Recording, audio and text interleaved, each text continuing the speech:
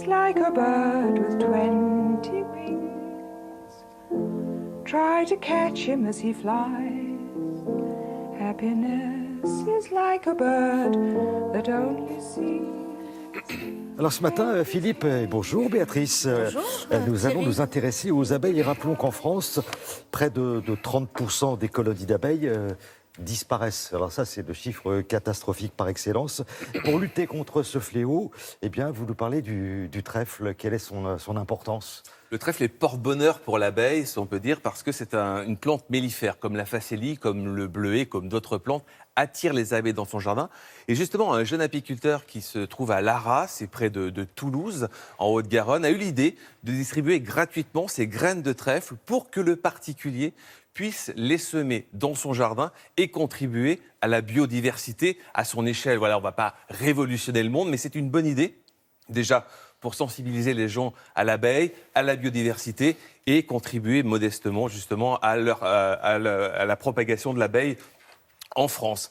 Alors, vous disiez effectivement, elle disparaît, mais le CNRS vient de sortir une nouvelle étude qui qui met en évidence que 20% de parcelles bio intégrées dans des parcelles non bio permet de remonter les populations d'abeilles et d'augmenter la production de miel de près de 50%. Donc c'est plutôt positif. Absolument. Parce que sur Télématin, on a toujours des nouvelles positives. Donc voilà, l'abeille revient si on intègre justement ces parcelles bio. Alors, comment justement contribuer naturellement et individuellement au maintien et au respect des colonies d'abeilles ? Regardez, nous sommes partis donc à Lara, en Haute-Garonne, retrouver ce jeune apiculteur.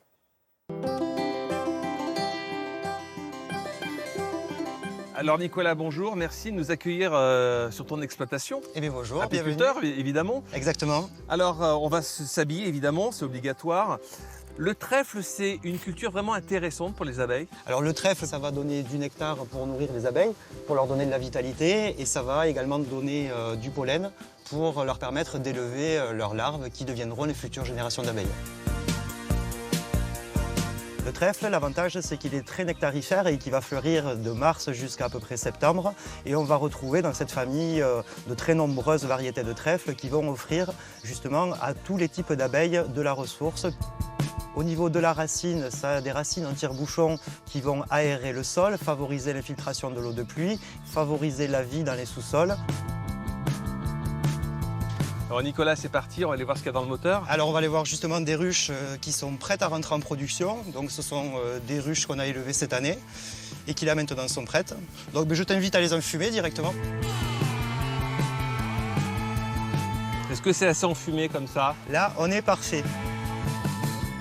Qu'est-ce qu'on peut faire concrètement en tant que jardinier ? Il faut les aider avec de l'eau déjà premièrement, surtout pendant les fortes chaleurs. Ensuite, ça va être de créer des petits refuges, alors que ce soit l'hôtel à insectes ou enterrer un pot en terre cuite pour faire un nichoir à bourdon par exemple. Et sinon, dans le potager, on peut aussi ajouter quelques fleurs qui vont être vraiment bénéfiques tant pour les abeilles que pour le jardin, puisqu'ils vont attirer les pucerons. Je pense notamment à la phacélie, qui est vraiment une très très belle plante, très attractive pour les abeilles. On va retrouver le mélio, le sainfoin, et ça va permettre de donner beaucoup plus de couleurs, beaucoup plus de fraîcheur dans le jardin et d'attirer les butineurs qui vont augmenter le rendement en légumes et en production de notre jardin. Tu travailles sans gants ? Ouais. Alors Nicolas, on a rejoint Marion, ta sœur, et là on va faire quelque chose d'assez original. On va apporter une abeille, plus qu'une abeille, une reine vierge à cette ruche qui est orpheline, c'est ça ? C'est ça. On va venir la poser sur le cadre directement. Ah donc à l'intérieur, il y a une reine, hein, Oui. à l'intérieur de cette petite cellule royale. Alors qu'est-ce qu'elles vont faire les abeilles, Marion ? Elles vont reconnaître que c'est une reine vierge, elles vont l'adopter ou pas. Là c'est immédiat, là. C'est ça passe ou ça casse.